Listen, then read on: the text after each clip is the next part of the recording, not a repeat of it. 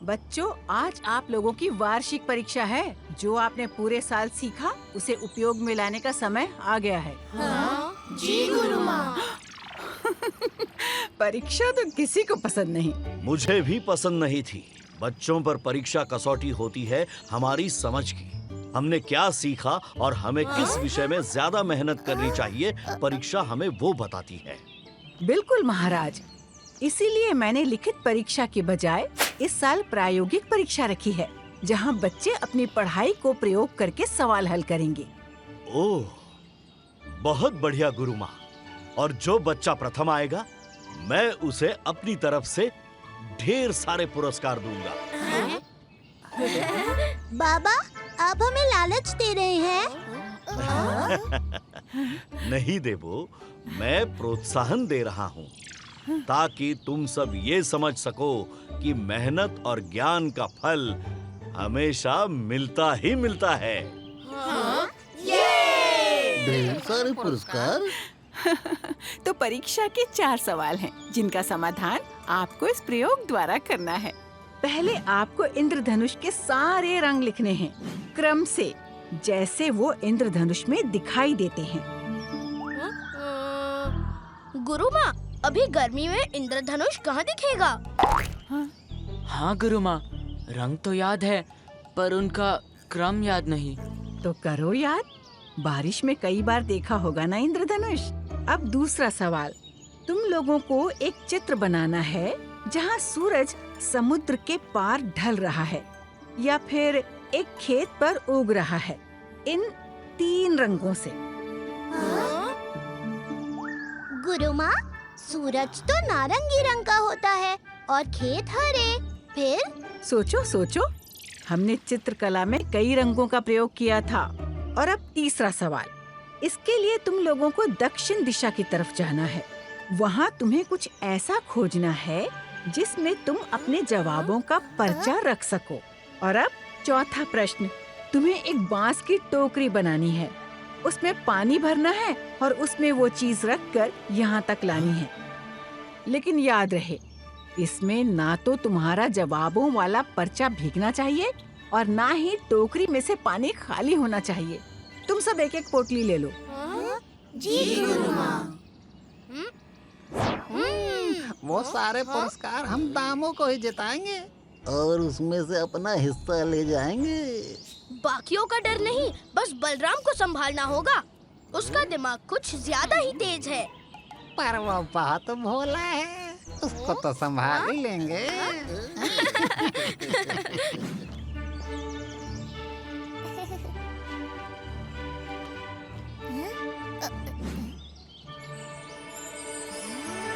इंद्रधनुष के रंग लिख लेता हूँ पहले। तू मोटा मैं पतला, मैं पतला तू मोटा, नहीं तू पतला मैं मोटा, तू मोटा मैं पतला, मैं पतला तू मोटा, नहीं तू पतला मैं मोटा, मैं पतला तू मोटा, नहीं तू पतला मैं मोटा, मैं पतला तू मोटा। ए बलराम, अच्छा हुआ तू आ गया। बिल्कुल अच्छा नहीं हुआ। अब तू हमें नापेगा और बताएगा कि कौन मोटा और कौन पतला। आज मेरी परीक्षा है गटरू मटरू जी, मैं कल नाप दूंगा आपको। जो कहा है वो कर, नहीं तो हमारे हाथों से मार खाएगा। जल्दी से इनको नाप के निकाल लेता हूँ। अब इसको इसी रस्ते से बांध देंगे।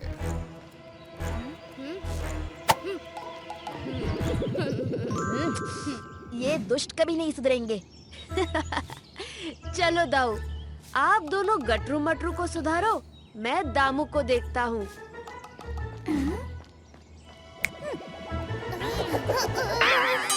ये क्या हो रहा है? गटरू मटरू का लट्टू बना रहे हैं। दाऊ, मुझे क्यों घुमा रहे हो? अरे बलराम को निकालो दाऊ।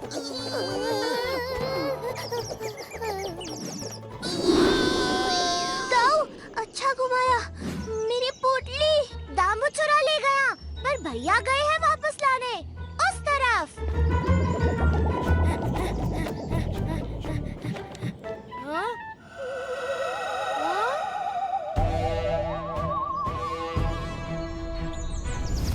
हाँ?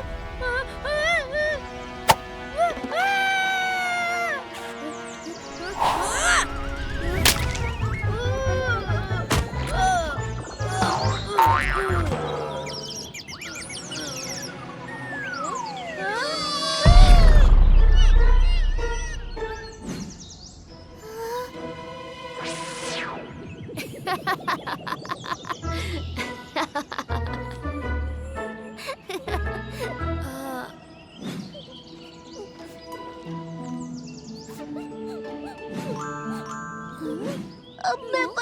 कैसे दूंगा? मैं सब ठीक कर देती हूँ। नहीं सुभद्रे, जहाँ चाह वहाँ राह। बलराम एक अच्छा शिष्य है। मैं जानता हूँ वो बिना इन साधनों के भी अपनी परीक्षा पूरी कर लेगा, है ना बलराम? गुरु माँ ने जो जो सवाल दिए हैं मैं एक एक करके सबको हल कर लूँगा। पहला सवाल, इंद्रधनुष के सारे रंग क्रम अनुसार लिखने हैं। याद थे मुझे, पर अब इस सब चक्करों में भूल गया। अब बिना बारिश के इंद्रधनुष कैसे बनाओगे? सुभद्रा दीदी, क्या मुझे आपका हार मिल सकता है? हाँ हाँ। दाऊ, आपका सफेद पतका।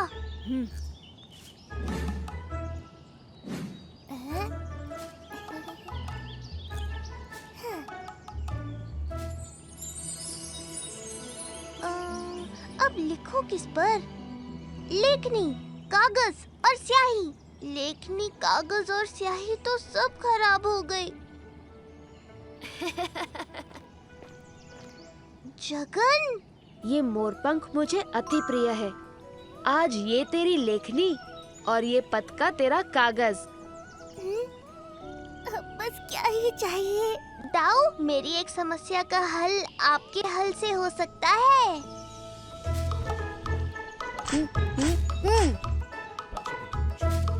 ये रही तुम्हारी स्याही।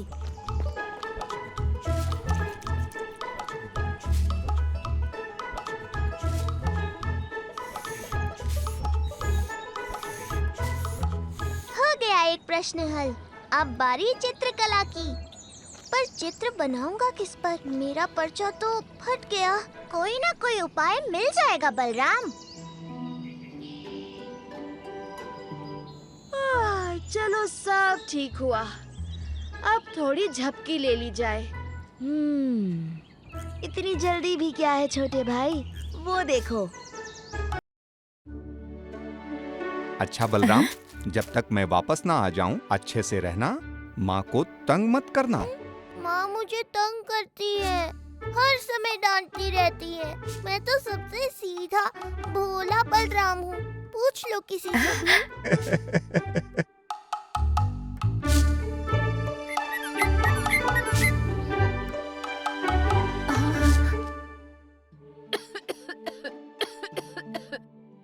आज तो देर हो गई। बलराम, उठो, देखो सूरज सर पर चढ़ गया। आज गुरुकुल में फिर से देर से पहुंचूंगा, आपके कारण माँ। बलराम, तालाब जा रहा है तो थोड़ी मिट्टी भी ले आना, दिए बनाने हैं।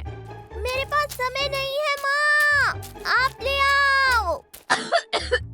अभी ज्वर को आना था, इतना काम पड़ा है।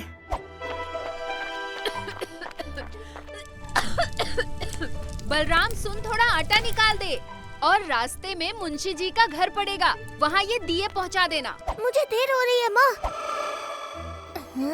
अरे बलराम सुन तो। ये बलराम ना, इतना हल्का कैसे हो गया?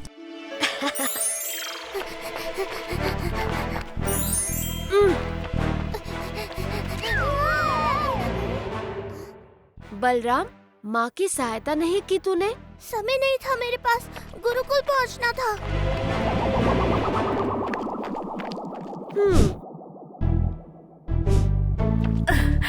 माँ, भूख लगी है।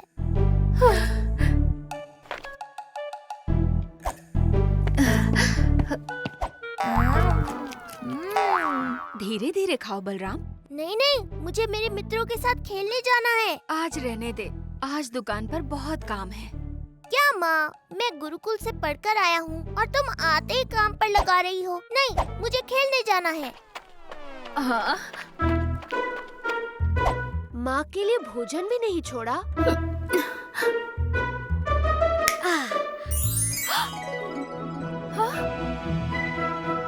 ये किसकी प्रसाद की थाल है? आपके लिए महाप्रसाद है। जगन्नाथ प्रभु की जय, अन्नपूर्णा माता की जय। उठ जल्दी, आज माँ नहीं है तो तुझे ही सब काम करना होगा। मुझे कुछ नहीं करना, ना ही मुझे गुरुकुल जाना है। ठीक है, जब माँ वापस आएंगी तो क्या देखेंगी कि उनके पीछे से भी तुमने कुछ नहीं सीखा, कुछ नहीं किया, यहाँ तक कि अपनी पढ़ाई भी नहीं की। बहुत बढ़िया। नहीं नहीं, माँ जब भी वापस आएगी तो उन्हें घर साफ सुथरा मिलेगा।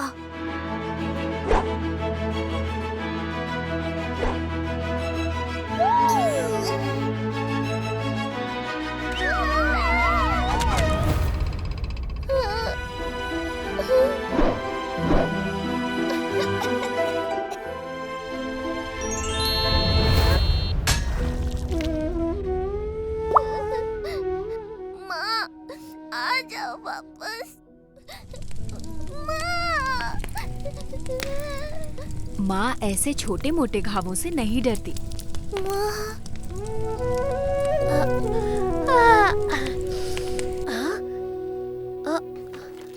माखन, यहाँ कैसे? कल तुझे माखन खाने का मन था ना, तो मैं सुबह दही और मिश्री ले आई। ये ले, चख।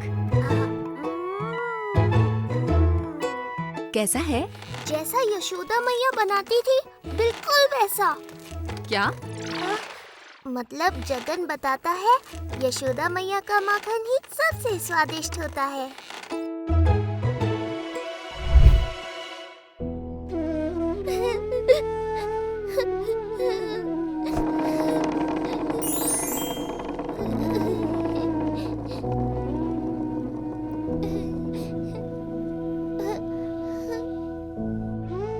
माँ, आप कितना कुछ करती हो हम सबके लिए, मेरे लिए। पूरा घर संभाल लेती हो और पता भी नहीं चलता। और जब आपको मेरी आवश्यकता थी, तब मैंने ना आपका सम्मान किया, ना आप पर ध्यान दिया। अब आप चली गई तो आपके बिना ये घर अच्छा नहीं लगता मुझे। ना खाना पीना और ना ही खेलना। ये जगन की थाली, ये मेरी, और ये माँ आपकी।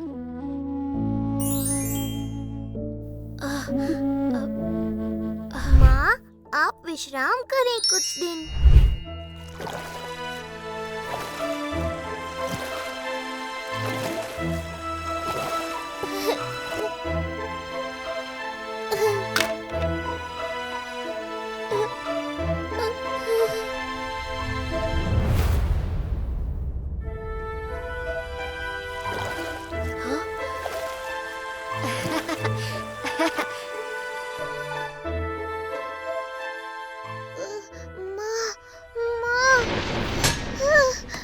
बलराम,